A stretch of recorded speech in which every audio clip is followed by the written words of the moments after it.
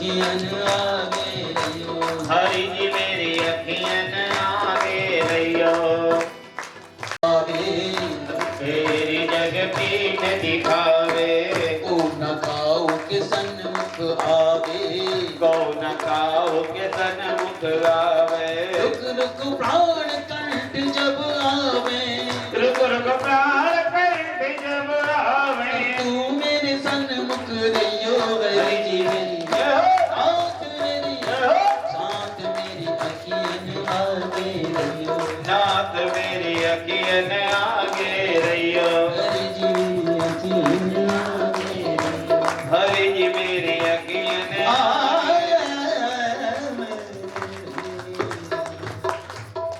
आपसे कहेंगे दो संतान हुई इसको यज्ञ और दक्षिणा। इसका अर्थ क्या है कि भैया जितना बड़ा यज्ञ हो और उतनी ही बड़ी दक्षिणा लेनी चाहिए। और आगे एक कन्या है इनकी प्रसूति।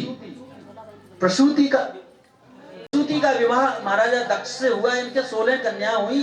13 कन्या धर्म को दी गई है महाराज, और एक पितृश्वर को दी, एक अग्नि को दी, और एक कन्या है वो दी महाराज भगवान भोलेनाथ को, जिसका नाम है सती। इनकी सभी कन्याओं का वंश चला, लेकिन सती का वंश नहीं चला है महाराज। तो यहाँ प्रश्न किया है कि आखिर सती को वंश क्यों नहीं चला, तो ये बताते हैं भगवान भोलेनाथ से और इनके ससुर का झगड़ा हो गया महाराज, है ना। तो इस कारण इनका वंश नहीं चला है। अब ये भगवान भोलेनाथ के विवाह की कथा है, और विवाह तो कम से कम महाराज विवाह कराने के लिए 3-4 घंटा चाहिए, लेकिन कोई नहीं, सूक्ष्म में इसको सुनेंगे हम। जो है यहाँ पूछते हैं भवेशीलोत्पदाम श्रेष्ठे दक्षो दुहित वत्सलः। अरे दक्ष महाराज तो अपनी बेटियों से बहुत प्रेम करते हैं, लेकिन ऐसा क्या कारण हुआ महाराज कि इनका और इनके दामाद भगवान भोलेनाथ का झगड़ा हो गया। तो यहाँ बताते हैं कि एक बार ब्रह्मा जी की सभा थी, और ब्रह्मा जी की सभा में क्या हुआ था कि दक्ष महाराज को प्रजेश बना दिया गया, राजा बना दिया गया। और उसमें ब्रह्मा जी बैठे हुए थे, भगवान भोलेनाथ बैठे हुए थे, और सारे प्रजापति यहाँ उपस्थित थे। इतने में दक्ष महाराज आए तो सबने खड़े होकर के इनका स्वागत किया, लेकिन ब्रह्मा जी बैठे रहे, भगवान भोलेनाथ बैठे रहे। और जब ये बैठे रहे तो देखो, जो नेता होता है, अभिमानी व्यक्ति होता है, उसकी एक पहचान है कि 1000 आदमियों ने राम नाम की है, उसका कोई अर्थ नहीं है। ये देखता है कि मुझको राम नाम किसने नहीं किया, ये ऐसा कैसे बैठा रहा। वही स्थिति इस दक्ष की। दक्ष का अर्थ होता है कि दक्ष किसको कहते हैं कि 100 रुपए का काम 20 रुपए में करा ले, उसको क्या कहेंगे। अच्छी बात थोड़ी है। कोई दूसरों से अपना काम निकाल ले, उसको क्या कहेंगे, दक्ष। इन किन प्रकार कैसे भी मेरा काम बनता और भाड़ में जाए जनता, उसको क्या कहेंगे, दक्ष। और दक्ष की बेटी है सती महाराज। तो इस कारण से ये दक्ष नाराज हो गए, और भगवान भोलेनाथ को नीचा दिखाने के लिए इन्होंने हरिद्वार कनखल के अंदर एक ब्रह्मोत्सव नाम का एक यज्ञ की रचना की। सूख जाती है ना जी कभी कभी। ब्रह्मोत्सव नाम के यज्ञ की रचना की। इसमें बड़े बड़े ऋषियों को इन्होंने बुलाया है, लेकिन भगवान को निमंत्रण नहीं दिया महाराज।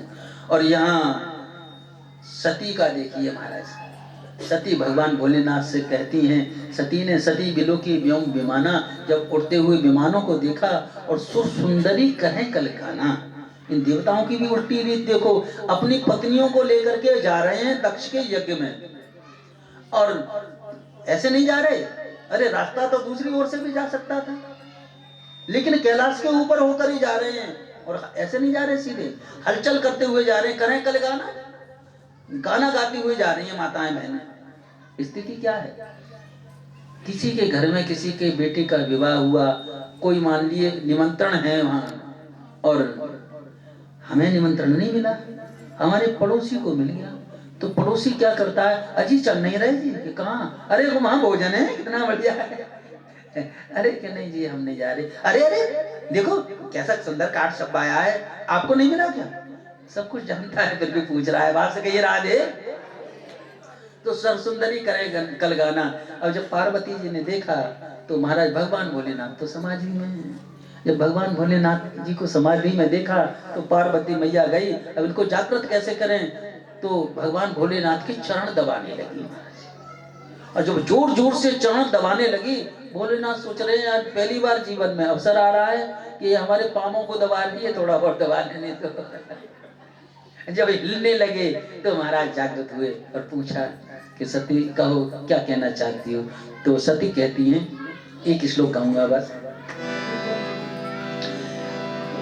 प्रजापतिस्ते स्वशिरस्य सांप्रतम निर्यापितो यज्ञमहोत्सव किल वयं च तत्रा विश्राम वामते यद्दर्थितामि विबुधा व्रजन्ति। कितने सुंदर शब्दों का प्रस्तुतिकरण किया है सती ने, आप लोग भी सीख लो। देखो बात तो एक ही होती है, आप कहो साहब भोजन पा लीजिए, एक कहो जी प्रसाद पा लो महाराज, है क्या नहीं, और एक कहो लो जी ठूस लो। ये शब्दों का प्रस्तुति कर रही है हमारा सती। ये कह रही है कि भगवान आपको पता है, ये नहीं कहा मेरे पिता, नहीं आपके जो ससुर साहब हैं उनके यहाँ यज्ञ है, बड़ा उत्सव है, तो भगवान आपके ससुर के यहाँ यज्ञ है, आप नहीं चलोगे। भगवान भोलेनाथ ने समझाया कि सती क्या बताएं, चलते तो सही लेकिन निमंत्रण नहीं आया है। तो सती बोली है सकता है हमारे कैलाश पे है महाराज, अब यहाँ कोई नहीं आ पाया हो तो क्या बात है, माता के यहाँ पिता के यहाँ प्रभु के यहाँ बिना बुलाए भी जा सकते हैं, तो ऐसे भी जा सकते हैं। माता पिता ने निमंत्रण नहीं दिया तो क्या हुआ, तो बोले वो बात तो ठीक है जा तो सकते हैं, यद्यपि मित्र प्रभु पितु गुर गेहा जाइए बिन बोले न सनेहा। माता पिता गुरु के घर जा सकते हैं, लेकिन तदपि विरोध मान जहां कोई तहां गए कल्याण न हुई। अगर कोई विरोध मानता हो तो नहीं जाना चाहिए। बहुत समझाया है भगवान भोलेनाथ ने इनको कि सती तुम मत जाओ। सती कहने लगी भगवान अब तुम नहीं जाना चाहते तो कोई बात नहीं, मेरे बाप के यहाँ तो यज्ञ है, मैं तो जाऊंगी। भगवान ने कहा सती जाएगी तो तेरी बेइज्जती हो जाएगी, मान ले हमारा कहना। सती बोली नहीं मैं तो जाऊंगी। भगवान ने फिर भी कहा सती मान ले, बाद में पछताएगी तू। सती बोली नहीं मैं तो। अब एक बात बताओ, पति समझा रहा है ना, अब गलती पति की है या पत्नी की है? गलती तो पत्नी की है।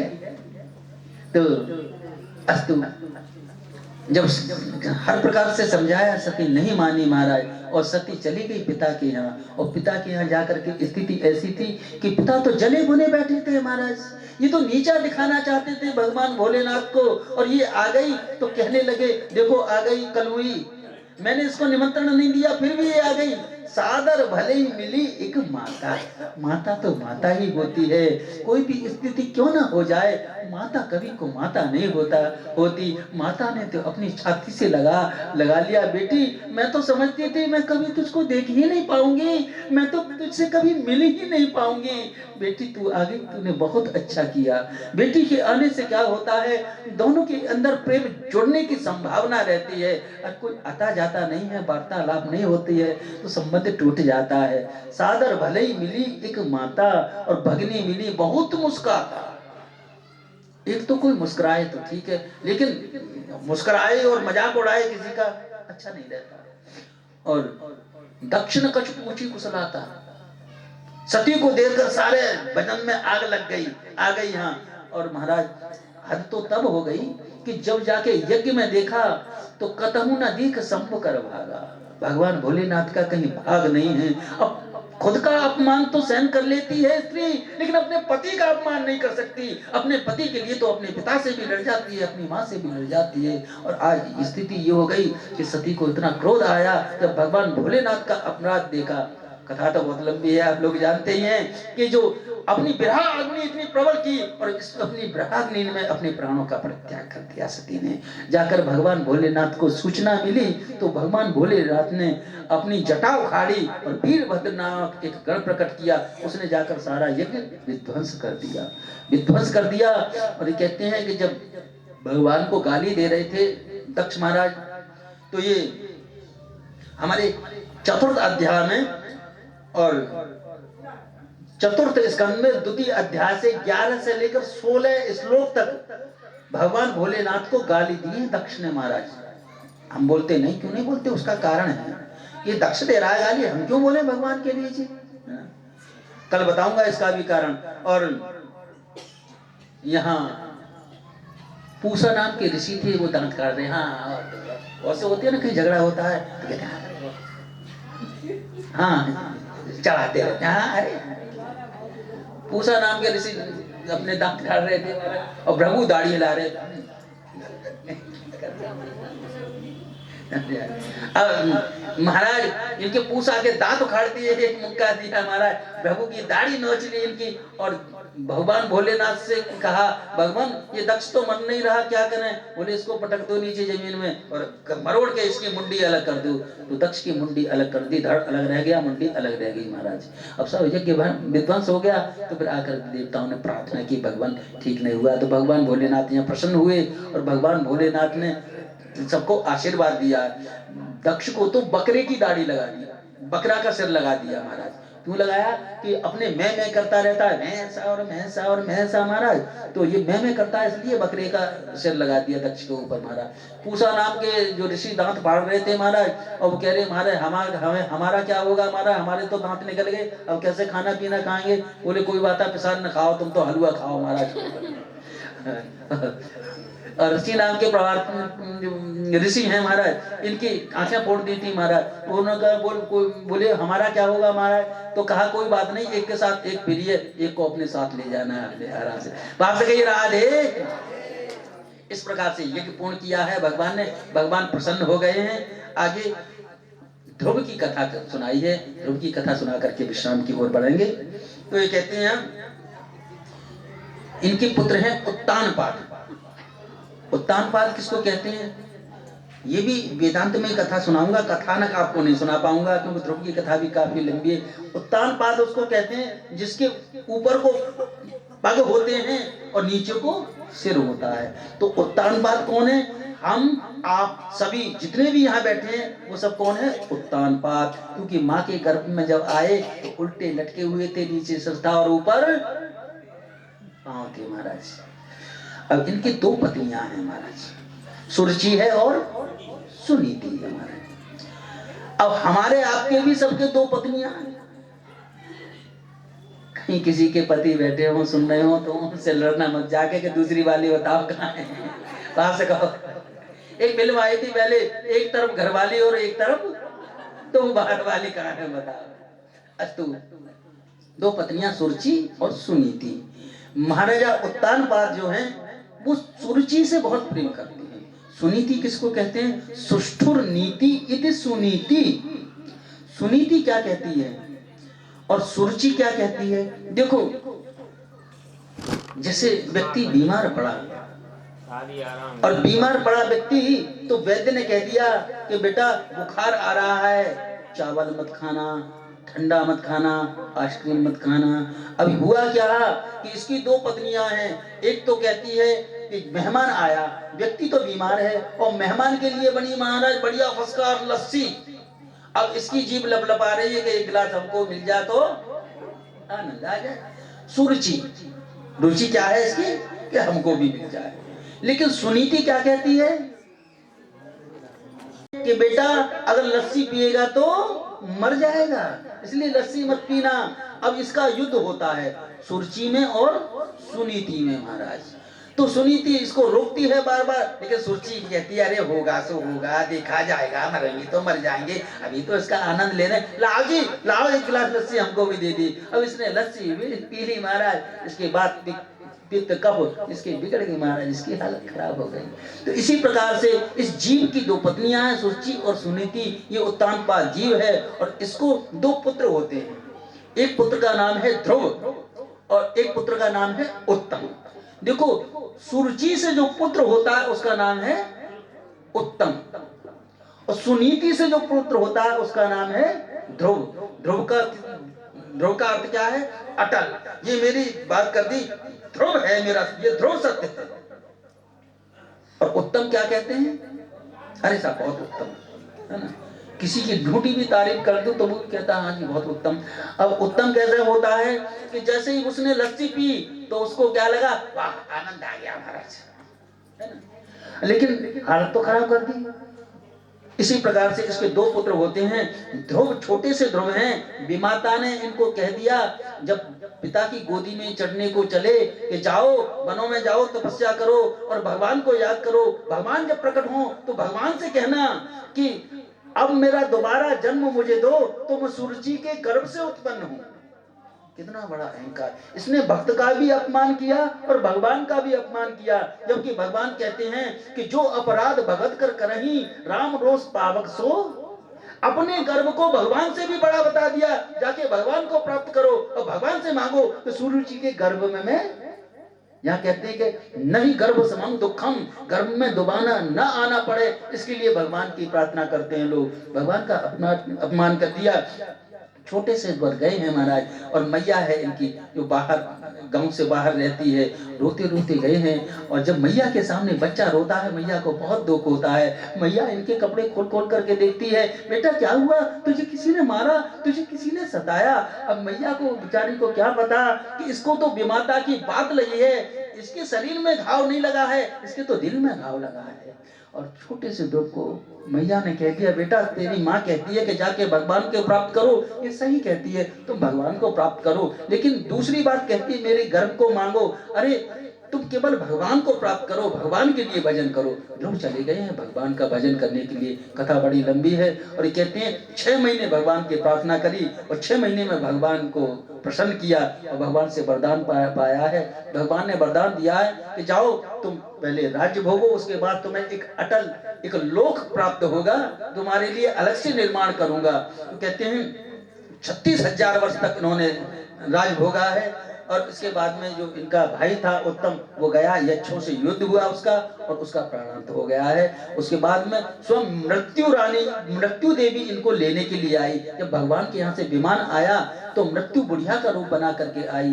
तो जो अलौकिक विमान था वो पृथ्वी पर नहीं आता, इसलिए मृत्यु के सिर पर पैर रख करके विमान में सवार हुए और इनको अटल ध्रुवलोक की प्राप्त हुई। वापस गई राधे अस्तु। और इसके बाद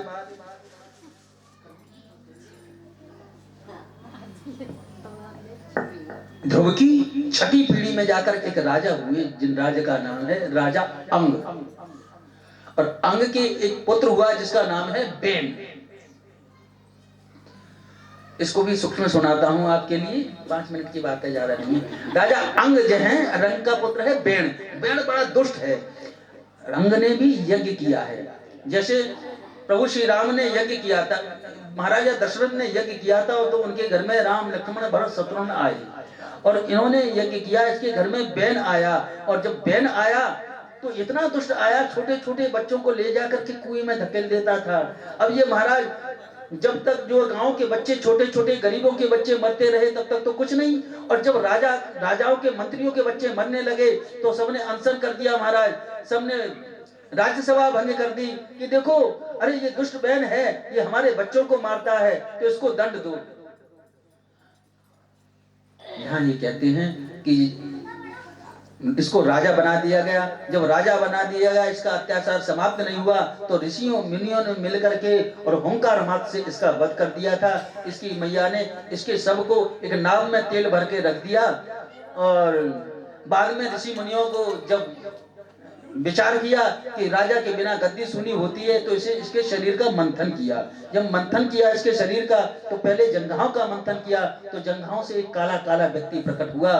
तो उससे कहा निशीथ बैठ जाओ, तो वो उससे ही ये जो केवट जाति है, ये केवट जाति उत्पन्न हुई, निषाद जाति उत्पन्न हुई है उससे। बाद बाकी उसकी भुजाओं का इनका मंथन किया गया तो महाराजा पृथु और अर्ची, ये दोनों प्रकट हुए हैं। बोलिए वृंदावन बिहारी लाल की जय। अब ध्यान इतनी सी करनी है कि जब ऋषि मुनियों ने ये कहा कि राजा या तो सूली पे तुम चढ़ाओ बहन को, वरना हम इसको मार देंगे। अब पिता अपनी संतान को कैसे मार सकता है? तो इसके पिता बहन ने ये मन में विचार किया कि इससे अच्छा तो है जंगलों में जाऊं, भगवान का भजन करूं, अपना प्राणांत करूं। ऐसा सोच करके चला गया, और जब सोच करके घर जा रहा था तो सबसे पहले अपने गुरुजी के पास गया और गुरुजी से कहा, गुरुजी एक बात बताओ।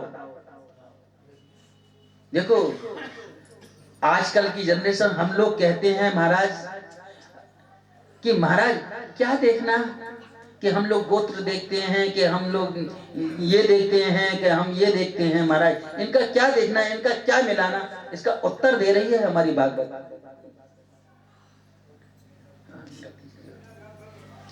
तो कहते हैं कि ये बेल गया गुरुदेव वशिष्ठ के पास और वशिष्ठ से कहा कि गुरुदेव एक बात बताओ, राजा दशरथ ने जब यज्ञ किया तो राम जैसी संतान प्राप्त हुई, और आप ही यज्ञ कराने वाले थे, और मैंने भी यज्ञ किया, आपने ही यज्ञ किया कराया, तो मेरे घर में ये बेल जैसा संतान क्यों उत्पन्न हुई?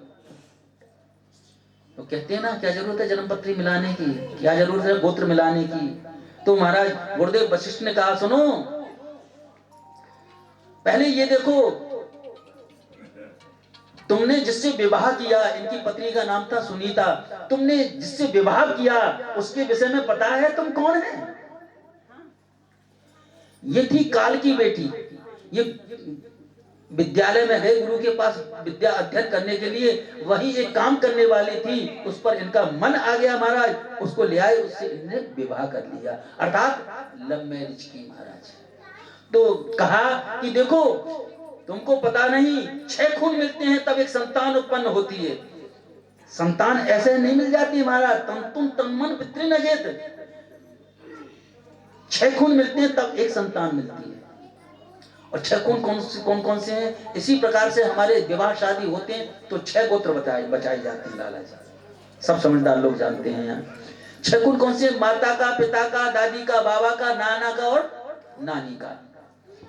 5 खून तो गौण हो जाते हैं और 1 खून प्रधान हो जाता है।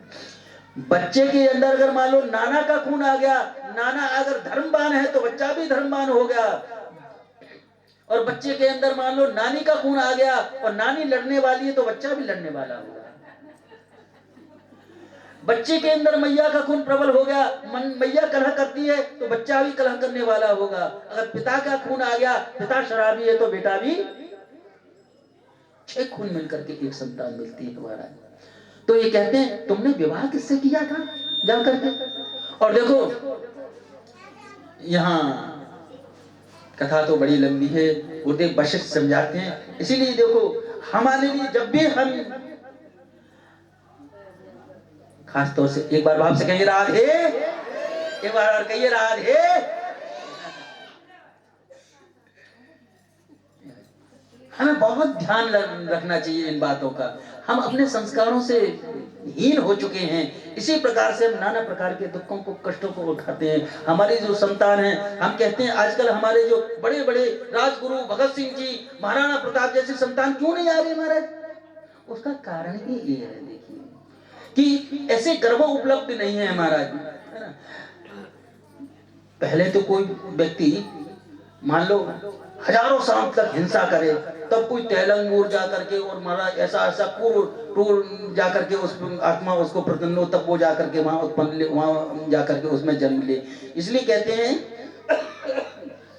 माता पिता को बहुत ध्यान रखना चाहिए, और आजकल की बच्चियों को भी बहुत ध्यान रखना चाहिए। खासतौर से ये ध्यान रखना चाहिए कि जो कहते हैं कि नहीं महाराज ये सारी बेकार की बातें हैं, कि जाति प्रथा है, कि ये प्रथा है, कि ये प्रथा है।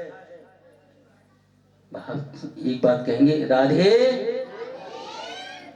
इन विषयों पे बोलता हूं तो कुछ कुछ शब्द ऐसे आ जाते हैं महाराज कि क्या बताऊं, कि आपका गांव भी ऐसा है, आपका शहर भी ऐसा है, कहां कहां आवाज सुनती है, कोई कोई लोग लड़ने के लिए ना आ जाए महाराज, लेकिन शास्त्र की बात है इसलिए मुझको बोलना पड़ता है। यहाँ अस्तु, यहाँ महाराजा बैठ के ये अंग हुआ है महाराज, और समय हो रहा है तो कथा को यहीं विराम देंगे। वैसे तो आज कथा होनी चाहिए थी प्रहलाद चरित्र तक मैंने कहा था, लेकिन क्या करें, अब समय तो इतना ही है।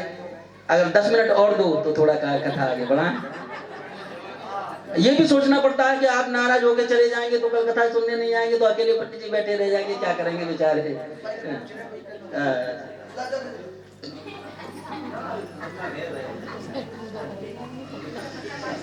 कोई बात नहीं, आरती करो, है ना, आरती करो। ये पुत्र हैं प्रचेता महाराज, ये 10 हैं और प्रचेताओं से हुए दक्ष। ये 3 घंटे की कथा मैंने आगे बढ़ा दिया।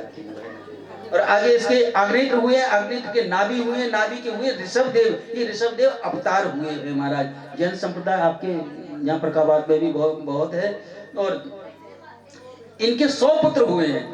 बस ये कथा सुनाकर यहाँ विराम दूंगा, ध्यान से सुनना, 5 मिनट की बात है। ऋषभदेव महाराज के 100 पुत्र हुए, और इनमें से 81 जो पुत्र हुए हैं वो तो ब्राह्मण हो गए, और 9 पुत्र योगेश्वर हो गए, और 9 राजा बने, और 1 गुरु आश्रम पे चले गए। जो 9 राजा मिले बने महाराज, वो अपनी अपनी तलवारें लेकर के और सत्ता और संपत्ति के लिए आपस में लड़ने लगे।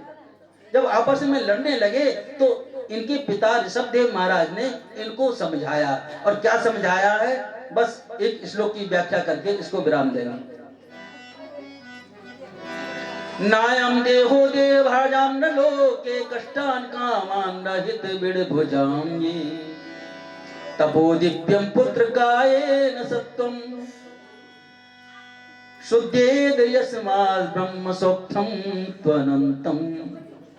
नायम देहो देवाजाम न लोके, जब ऋषभदेव महाराज के पुत्र आपस में लड़ने लगे तो ऋषभदेव महाराज ने कहा कि बेटाओ हमारी एक बात ध्यान से रख सुनो।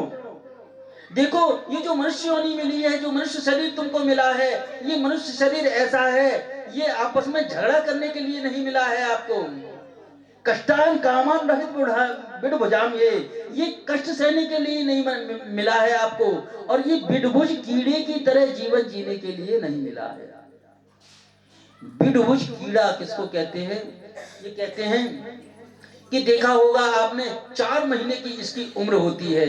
ये सावन में पैदा होता है, सावन भादों कुआर और कार्तिक में समाप्त हो जाता है।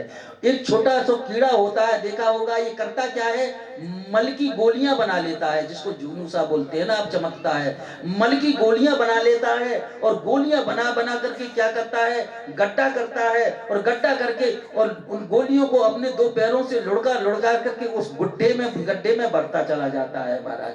ये बिड़भुज कीड़ा क्या सोचता है कि काश आगे गायों ने गोबर देना बंद कर दिया, अगर मल देना बंद कर दिया तो मैं तो भूखा रह जाऊंगा, जबकि उम्र इसकी कितनी है, सिर्फ 4 महीने की। और ये गोलियां बना बना करके उस गड्ढे में भरता रहता है, गड्ढे में भरता रहता है महाराज, और इतने में इसकी उम्र पूर्ण हो जाती है। तो कहते हैं महाराज ऋषभदेव महाराज कि पुत्रों बच्चों, ये जो तुम्हें जीवन मिला है, ये जीवन तुम्हें बिड़भुज कीड़े की तरह धन माल इकट्ठा करने के लिए नहीं मिला है। ये जो तुम्हें जीवन मिला है प्यारियों, ये जीवन तुम्हें ब्रह्म सौख्यम त्वनंतम, परमात्मा की प्राप्ति के लिए तुम्हें जीवन मिला है। इसलिए बिड़भुज कीड़े की तरह जीवन न जी करके और भगवान का भजन करो, भगवान को प्राप्त करने का साधन करो, और भगवान से प्रार्थना करो। ये सुनाते हैं ऋषभदेव जी महाराज। और यहाँ कहते हैं गुरु न सच्चात स्वजनो न सच्चात पिता न सच्चात जननी न साक्षात देवन न तस्चात न पतिश्च सच्चात नमो चेद्य संवेद विद्यम नमो चेद्य समवेद मृत्युम गुरु न सच्चात। देखो, अगर तुम्हारे जीवन में कभी ऐसी घड़ी आए कि तुम्हें निर्णय करना पड़े, और निर्णय ये करना पड़े कि तुम्हें भगवान का भजन करना है या संसार का कोई गलत काम करना है, अगर ऐसा करने में अगर तुम्हें कोई तुम्हारा गुरु न सच्चा कोई गुरु कह दे कि ऐसा कर लो, तो उसकी बात को भी नहीं मानना चाहिए। स्वजनो न सच्चात, स्वजन कहे तो उसकी भी बात को नहीं मानना चाहिए। यही बात सेम मीराबाई जो मेवाड़ में उत्पन्न, मेवाड़ के राजा की रानी है, मीराबाई के जीवन में एक ऐसा समय आ गया कि हर तरह से राणा ने कष्ट दिया, दुख दिया, और मीराबाई के जीवन में वो घड़ी आ गई कि वो निर्णय नहीं कर पाई कि मैं क्या करूं। उस समय के जो कैसे विख्यात संत थे, उनका नाम था संत तुलसीदास जी महाराज। तुलसीदास जी महाराज को मीराबाई ने एक पत्र लिखा, और पत्र लिख करके मीराबाई ने कहा कि हे गुरुदेव, मेरे जीवन की ऐसी समस्या है, आप मुझे बताइए कि मुझे क्या करना चाहिए। तो तुलसीदास जी महाराज ने क्या हुआ, ऊपर कुछ हो रहा है? स्वती श्री तुलसी कुलभूषण दूषण हरण गुसाई, घर के स्वजन सनेही जेते सबन उपाद बढ़ाई। साधु संग और भजन करत मोय देत कलेश महामाई, तो मेरे मात पिता के सम हो, हमको कहा उचित कर वो है सो लिखियो समझाई। ये पत्र लिखा। पत्र के बैक पृष्ठ पे तुलसीदास जी ने एक पद लिख दिया, और उस पद में लिखा कि जाके पियना राम बैरी, सोछाणियों कोटि बैरी सम, यद्यपि परम सनेही, जाके प्रिय न राम बैरी। कहा मीरा, हमारा ये उपदेश है कि जिसको भगवान प्रिय ना हो उसको छोड़ देना चाहिए। और मीरा सारा छोड़ करके हमारे वृंदावन में आ गई, और वृंदावन में आकर के और मीरा नाचने लगी और गाने लगी। इसलिए हमारे वृंदावन में कहते हैं मीरा दीवानी हो गई, मीरा दीवानी हो गई, तो मीरा दीवानी हो गई, तो मीरा दीवानी हो गई।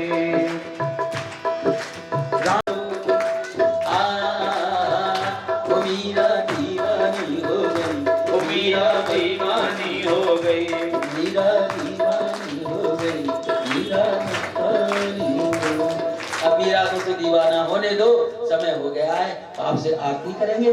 कन्हैया तेरी आरती सारा संसार करेगा हाथ जोड़ के, जमा तेरी आरती कन्हैया तेरी आरती, सारा संसार करेगा हाथ जोड़ के।